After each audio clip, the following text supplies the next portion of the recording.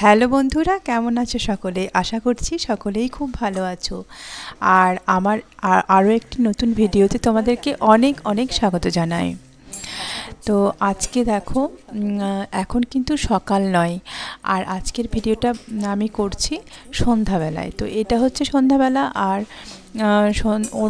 অন্যান্য দিন সন্ধ্যাবেলাতে কিন্তু মনে হয় না যে একটুও কিছু মানে খাওয়ার জন্য। তো আজকে আমার একটু মুড়ি খাওয়ার ইচ্ছা হলো। তো আমি ভাবলাম কি যে অনেক দিন আগে আমরা বৃষ্টি বাদলের সন্ধ্যাবেলার মধ্যে পেঁয়াজ, রসুন, বাদাম, লঙ্কা, কাঁচা লঙ্কা, শুকনো লঙ্কা সমস্ত কিছু দিয়ে মুড়ি মাখতাম, আর তার সাথে অবশ্য পাঁপড় ভাজাও থাকতো। তো সেই সমস্তগুলো দিয়ে মুড়ি মেখে খেতাম। তো আমার মনে হলো যে আজকে সন্ধ্যাবেলায় কিছু একটু ওরকমই খাওয়া যাক। তো খেতে ইচ্ছা হলো, ওই জন্য আমি কিন্তু পেঁয়াজ, রসুন, আদা অবশ্য দিইনি, এতে আদা দেওয়াও যায়। তো এগুলো ভালো করে কুটে নিলাম, তারপরে তেল দিয়ে এটাকে ভালো করে ভেজে তার মধ্যে পরিমাণ মতো লবণ হলুদ দিয়ে দেবো। লবণ হলুদ দিয়ে এটাকে বেশ লাল লাল করে ভেজে মুড়ি খাবো। তো সেই মতো আমি এটাকে ভাজছি। আর আগে কি হতো, কোনো সন্ধ্যার সময় কোনো দিন মুড়ি খাওয়ার ইচ্ছে হলে বৃষ্টির দিনে হচ্ছে চানাচুর বা চপ এইসবের দিকে থেকে আমার কিন্তু এরকম ঘরে পেঁয়াজ, লঙ্কা এগুলো তো থাকেই সাধারণত মানুষের প্রত্যেকেরই ঘরে। তো এইগুলো দিয়ে আমি কি করতাম, যে একটুখানি ভেজে নিয়ে তার সঙ্গে হয়তো একটু পাঁপড় ভেজে নেওয়া আর একটু বাদাম ভেজে নিলে কিন্তু খেতে কিন্তু খারাপ লাগে না। তো সেভাবে আজকে মোটামুটি করব মনে করছি। আর তারপর আমি রাত্রের জন্য রান্না করব হচ্ছে আলু, বেগুন, বড়ি দিয়ে একটা রসা মতো করব। তো সেই তরকারিটা দিয়ে রাত্রিতে কিন্তু ভাতটা খাওয়া হবে। আর হচ্ছে রুটিটা অবশ্য এই তরকারি দিয়ে খাওয়া চলে না, তবুও আর অন্য কোনো তরকারি ঝামেলায় যাচ্ছি না। তো ওই আলু বেগুনের ওই একটু ঝোল, বড়িটাকে একটু বাদ দিয়ে ওই দিয়ে কিন্তু যারা রুটি খায় তারা রুটি খেয়ে নেবে। তো ওই তরকারি ভাবছি যে দিয়ে দেবো। তো দেখো, লাল লাল করে ভাজা আমার হয়ে গেছে।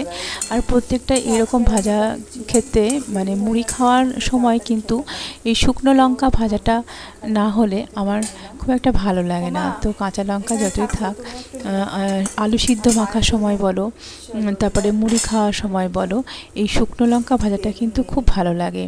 আর এভাবে কিন্তু আলু সিদ্ধ মাখা যায়। আলুগুলো সিদ্ধ করে নিয়ে তারপর হচ্ছে এরকম পেঁয়াজ, রসুন, কাঁচা লঙ্কা, শুকনো লঙ্কা, জিরে, এর সাথে জিরে ভাজাও দেওয়া চলে। তো মাখলে সেই আলু সিদ্ধটা দিয়ে কিন্তু কলাইয়ের ডাল বা বিউলির ডাল দিয়ে ভাত খেতে কিন্তু খুব ভালো লাগে। বিউলির ডাল কলাইয়ের ডালের সঙ্গে আলু পোস্ত বা আলু সিদ্ধ না হলে কিন্তু ঠিকঠাক জমে না। তো আমি এটা হয়ে যাওয়ার পর মুড়িটা ভালো করে মেখে নিয়েছিলাম। মুড়ি মেখে মুড়ি খাওয়াটা হয়ে যাওয়ার পর কিন্তু আমি রাত্রের রান্নাটাকে এখানে বসিয়ে দিয়েছি। তো আলু বেগুন ভালো করে কেটে ধুয়ে নিয়েছি, আর পরিমাণ মতো লবণ, হলুদ দিয়ে দিলাম। তেল দিয়ে ভালো করে এটাকে ভালো করে কষিয়ে নিচ্ছি। তারপর কিন্তু আমি বড়িগুলো আগে থেকেই ভেজে তুলে রেখেছিলাম। দেখো, এইবারকার বড়িগুলো কিন্তু খুব সুন্দর হয়েছে। আর অন্যান্য বার যেমন বড়ি দেওয়ার সময় হলেই কিন্তু রোদে ডুব মারে, তো এইখানে দেখো এই বড়িগুলো কিন্তু এই বছরের বড়ি, পুরনো বড়ি কিন্তু নয়। এই বড়িগুলোকে প্রথমেই আমি যখন কড়াইটা বসিয়েছিলাম সেখানে একটু তেল দিয়ে, অল্প পরিমাণ তেল দিয়ে এই বড়িটাকে ভেজে তুলে রেখেছিলাম। এমনি শুকনো খোলায়ও ভাজা যায়, তবে তেল দিয়ে ভাজলে একটু খেতে স্বাদ লাগে। তো সেটাই আমি করেছিলাম। তো তারপর কিন্তু বড়িগুলো ভেজে তুলে রাখার পর আমি সবজিগুলোকে ভালো করে ভেজে নেব। এর মধ্যে মূলো, কপি, তারপর তোমার গাজর এগুলোও দেওয়া চলে। তো আজকে আমার কাছে এই সবজিগুলো ছিল না, ওই কারণের জন্য আমি আলু বেগুনটাই দিয়েছিলাম। আর এখানে কিছুটা পরিমাণ ধনেপাতা কিন্তু আমি কালকে থেকেই ভাবছিলাম যে কপির তরকারিতে দেবো। তো সেটা দেওয়ার পরে কিছুটা পরিমাণ বেঁচে ছিল, তো সেটাই আমি এখানে দিয়ে দিলাম। আর আমি এই তরকারিটার মধ্যে পালংয়ের শীষ বলো বা পালং পাতা বলো, এইগুলো দিলে কিন্তু আমার খেতে খুব ভালো লাগে। তো এই সবজিটাও বেশ একটু ঘন হয়। তো আমি ভেবেছিলাম কি যে এই পালং শাক আনা হয়েছিল, তো কিছুটা পালং শাক আমি রেখে দিয়েছিলাম এই সবজির মধ্যে দেওয়ার জন্য। বড়ির ঝোলের মধ্যে পালংয়ের শীষ দিলে কিন্তু এই স্বাদটা একটু অন্যরকম হয়ে যায়। তো এটাকে ভালো করে একটু ঢেকে ঢেকে 5 মিনিট ধরে একটু নেড়েচেড়ে কষিয়ে নেব। তারপর কিন্তু আমি শাকগুলো অ্যাড করব। আর এখানে আমি দিলাম আদা, জিরে, পেঁয়াজ, রসুন আর একটা শুকনো লঙ্কা, সমস্ত কিছু একসাথে করে নিয়ে আমি পেস্ট করে নিয়েছিলাম। তো সেটাই এখানে দিয়ে দিলাম। আর কাঁচা লঙ্কাও চেরাও দিয়েছি। তো মোটামুটি হয়ে এলে, একটু ভাজা ভাজা হয়ে এলে আমি কিন্তু শাকগুলো অ্যাড করে দিলাম, পালং শাকগুলো। পালং শাক তো শীতের সময়ে শুধু পাওয়া যায়, এই জন্য সারা শীতকাল পালং শাকটা কিন্তু খেতে খুব ভালো লাগে, কারণ সারা বছর তো এইটা পাওয়া যায় না। অন্যান্য শাক যেমন লাল শাক বলো, মূলোর শাক বলো, বা তোমার গরমকালে যেমন পাট শাক পাওয়া যায়, সেরকমই শীতকালে কিন্তু এই পালং শাকটা পাওয়া যায়। অন্যান্য সময় অন্যান্য শাকগুলো পাওয়া যায়, সজনে শাক তো সারা বছরই পাওয়া যায়, কিন্তু পালং শাকটা পাওয়া যায় না। ওই জন্য আর পালং শাকটা খাওয়াও খুব ভালো, প্রচুর পরিমাণে ভিটামিন এ থাকে। তো চোখের পক্ষে তো খুবই ভালো। তো পালং শাকটা যেহেতু এই সিজনেই পাওয়া যায়, তো পালং শাকটাকে আমি কিন্তু প্রায় শীতকালে প্রতিদিনই প্রতিদিন ঠিক বলবো না, 2-1 দিন অন্তর অন্তর এটাকে করার চেষ্টা করি। তো কিছুটা পালং শাক বেঁচেছিল, তো আমি সেটাকে দিয়ে দিলাম। তারপর আমি কিন্তু গরম জল দেবো। যে কোনো রান্নাতে গরম জল দিলে কিন্তু টেস্টটা ভালো হয়। আর ঠান্ডা জল দিলে হয় না তা নয়, তবে ফুটতেও অনেকটা সময় লেগে যায় আর স্বাদটাও একটু অন্যরকম হয়। তো গরম জলটা বাটিতে বসিয়ে দিয়েছিলাম, সেটা দিয়ে দিলাম। তারপর কিন্তু আমি ছাদে চলে এলাম। দেখো, তোমাদের সাথে আমি গল্প করেছিলাম আগে যে পিটুনিয়া ফুল, গাঁদা ফুল এগুলো লাগানো হয়েছে। তো দেখতে পাচ্ছ কত সুন্দর লাগছিল ফুল গাছগুলো। বেশ জল দেওয়ার ফলে আর একটা ওষুধ স্প্রে করা হয়েছে, তার জন্য কিন্তু পিটুনিয়া ফুলগুলো কি দারুণ কালার এসছে। দেখো, সাদা আর পিঙ্ক কালার, এই দুটো কম্বিনেশন কিন্তু খুব দারুণ লাগে। তো ফুলগুলো দারুণ চেহারা নিয়েছে আর খুব ভালো লাগছে দেখতে। তো শীতকালে প্রতি বছরই ছাদে কিছু না কিছু ফুল গাছ লাগানোই হয়। তো এই বছরে এই ফুলগুলোই লাগানো হয়েছিল। আর দেখো, এই যে আমি একটা পুঁই গাছের চারা ছোট্ট এনে লাগিয়েছিলাম, তো সেটা কি বিরাট আকার নিয়েছে, ছাদে পুরো চলে এসছে। তো সেখান থেকে আমি ভাবলাম যে পুঁই গাছের এই যে মুচুরিগুলো, পুঁই মুচুরি বলে, অনেকে পুঁই পিটুলিও বলে, তো এইগুলো অনেক দিন ধরেই ভাবছি লাল লাল হয়েছে। তো এইগুলো পেঁয়াজ, তারপর বেগুন, কাঁচা লঙ্কা, একটুখানি তোমার হচ্ছে শিম, এগুলো দিয়ে কিন্তু ঝিরি করে কেটে নিয়ে খেতে খুব ভালো লাগে। তো আমি অন্যান্য দিন যেহেতু সময় থাকে না, আজকে কিছুটা সময় বেঁচেছিল, তো রান্নার পরে আমি ভাবলাম যে একটুখানি এটা কেটে নিয়ে আসি।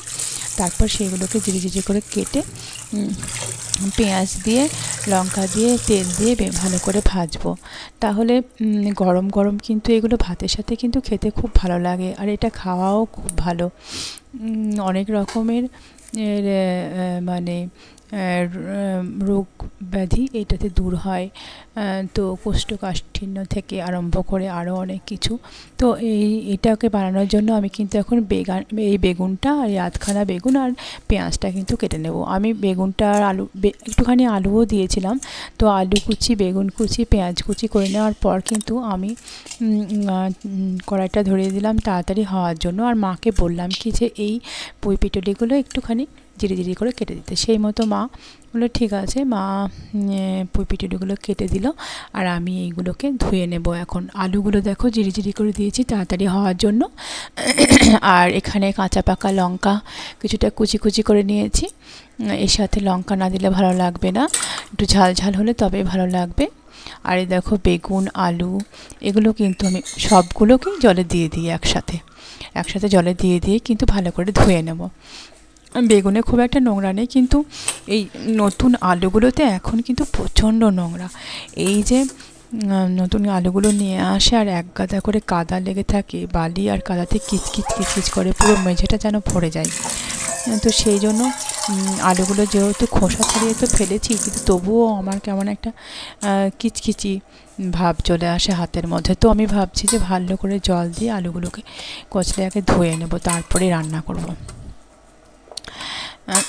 তো শীতকালে কিন্তু এই নতুন আলুর দম খেতে কিন্তু খুবই ভালো লাগে।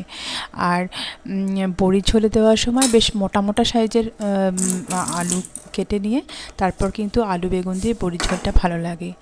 আর নতুন আলুর দম তো খেতে ভালোই লাগে। নতুন আলুগুলো কিন্তু খুব তাড়াতাড়ি সিদ্ধও হয়ে যায়, বেশ যত বড় করে দেওয়া হয় না কেন এগুলো কিন্তু বেশ তাড়াতাড়ি সিদ্ধ হয়ে যায়। তো একদিন ভাবছি নতুন আলুর দম বানাবো, আর তার সাথে গরম গরম ফুলকো লুচি কিন্তু খেতে খুব ভালো লাগে।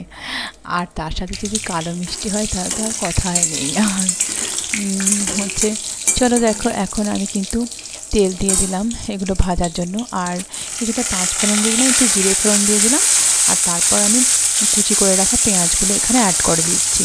পেঁয়াজগুলো কিন্তু আমি পুরোটা ভাজবো না, হালকা হালকা লাল লাল করে ভাজবো। তারপরে আমি আলু দিয়ে দেবো আর বেগুনগুলো দিয়ে দেবো।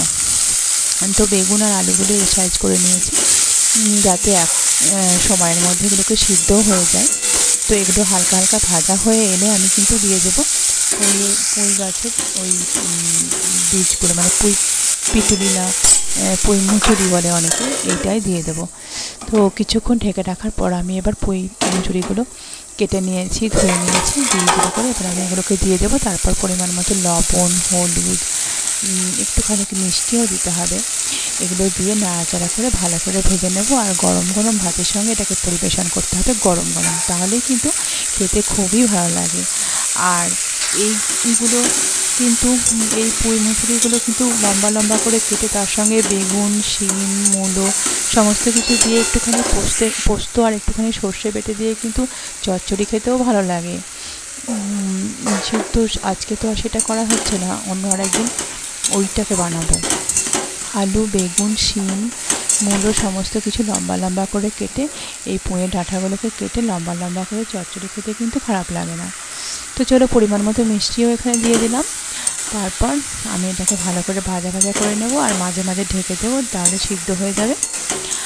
আর চলো, ভাতটাও হয়ে গেছে আর আমার একটু খিদেও পেয়ে গেছে। তো এখন আমি ভাবছি অনেক দিনকার এই যে কালারটা দেখো কত সুন্দর এসছে, লাল লাল ধরনের, একদম বিট গাজর রান্না করলে যেরকম কালার হয় ঠিক সেরকম সেই সবজিটার মতোই কিন্তু কালার এসছে। আরও এক মুঠো মটরশুঁটি কিন্তু আমি এখানে ছাড়িয়ে নিয়েছি, ভাবলাম এর মধ্যে দিয়ে দেবো। প্রথমে ভাবলাম যে ছাড়ানো হবে না, অনেকটা টাইম লেগে যাবে, তারপর কিন্তু আমি মটরশুঁটিটাকে ছাড়িয়েই নিলাম আর এখানে দিয়ে দিলাম। তাহলে ভালোই লাগে মটরশুঁটি তরকারির মধ্যে দিলে। অনেক সময় আমরা বাঁধাকপিতে ফুলকপিতে তো দিই, আবার এমনি অন্যান্য তরকারি হলেও কিন্তু আমরা কয়েকটা মটরশুঁটি ছাড়িয়ে আমি দিয়ে দিই। তো দেখো, ভাতটাও আমি নিয়ে নিয়েছি আর গরম গরম ভাজাও হয়ে গেছে। এবারে আমি এটাকে খেয়ে নেব। আর ততক্ষণ পর্যন্ত আবার দেখা হচ্ছে নতুন একটি ভিডিওর সাথে। আর ততক্ষণ পর্যন্ত সকলে ভালো থাকবে আর লাইক করবে, সাবস্ক্রাইব করবে।